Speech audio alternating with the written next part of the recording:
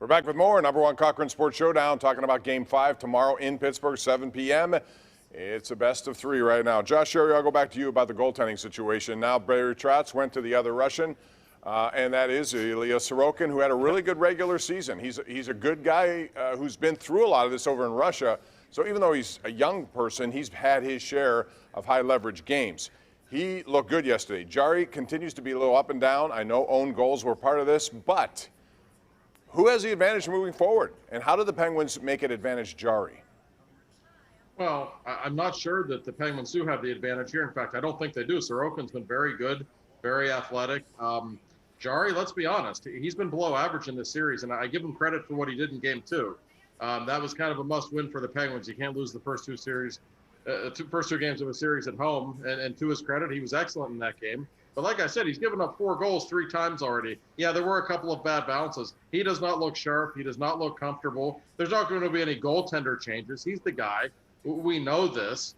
The best thing the Penguins can do is score a lot of goals to help him, because he doesn't look like he's comfortable winning a 2-1 playoff game right now, even though he did do it once. So I really think it's the biggest issue for the Penguins moving forward. And I'm not some anti-Tristan Jari guy. I think he had a really good season, but do you really trust him completely right now? I don't think I would.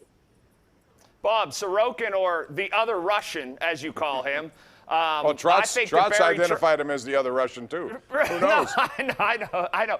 I think that Trotz really erred by not playing Sorokin in games 2 and 3. That was a really big error. And if you're an Islanders fan, you should be furious that that happened, considering what happened in Game 1 and then Game 4. You might be in a whole different situation right now if he would have played the other Russian. Colin, I'm with you. I mean, he allowed 2 goals in the first 25 minutes of Game 1. There's been 115 minutes of game time he's been in. Since then, the Pens have scored twice. It's almost like Barry Trotz felt too deferential to a veteran guy who's like playoff records like 500. It's not like Varlamov is some, is Patrick Waugh coming out there getting ready to shut guys down. I thought that was an odd choice. I looked this up. We were talking about it before the show, but I looked it up before. Look, Tristan Jari save percentage this series 904. Matt Murray's has each of his last 3 playoffs 908, 906, 914, and he had to go. Okay, I'm not saying Tristan Jari has to go, but I'm simply saying that it doesn't look like there's been some sort of significant upgrade. To me, the best thing the Pens can do is get to the dirty areas in front of Sorokin and get goals that way, instead of getting like 60-foot snipes from Rust on a goalie who looked like who hadn't played in a week and looked like it that first part of Game 2 against the Pens. So, I mean, I think, and then Josh was talking about Game 2, like, I thought there was a lot of high volume, but I didn't see, like, Jari didn't steal that game. Jari didn't steal Game 2. I mean, like, he played okay, here's what he did, though. Won. Here's what he did. He made all the saves that he needed to make, and he didn't obviously do that in Game 1. So for me, to get back on the horse like that and be able to go out there, and some will say, well, he should. He's supposed to make all the saves. I thought it spoke a lot that he came back after being terrible in Game 1 to just do what he was supposed to do in Game 2. Because if it's 0-2, it's done. They're playing golf right now. All right, Josh, back to you on this one. This is revisionist history. However, I want to bring it up just because I know all of us thought the prudent move for Jim Rutherford was to trade Marc-Andre Fleury. At the time they had Matt Murray. He'd won 2 cups. I mean, he's young. He's more controlled financially. But looking back, do you think any of those guys now look at him and say, man, we should have maybe kept Fleury? Maybe he was the right answer and we traded him. Well, I mean, Jim Rutherford told me a couple of months ago after he resigned that he tried to reacquire Fleury last fall. So I think that's probably your answer.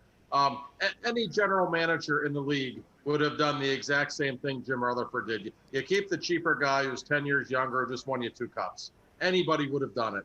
But yes, if you want to go into an alternate universe and say, well, what if they would have done this?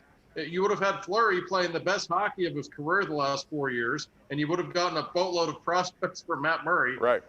Yeah, things might look completely different now, but there's not one general manager that would have done it. Hey, Pomp, it's going to be 2089 or 2097 or whatever. We're all going to be dead and gone, and there's going to be 4 schleps in these boxes talking about this goaltending thing, Murray and Fleury still. Still, it's going to be happening in the year 39, 46. Well, I just happen to know a lot of people that I know who said at the time, and I said, no, you can't make that. I agree with Josh. But they said, keep him. He's the guy. He's done it. He's shown you. Keep him. He can still play until he's 45. I never thought that he'd have in his last 3 games a .972 save percentage, Will, and an .085 goals against a team like the Minnesota Wild, which owned them in the regular season. But I mean, look, the dynamics there were weird too, right? I mean, let's remember that like Murray was Sully's guy. I mean, like that's just sort of how it was.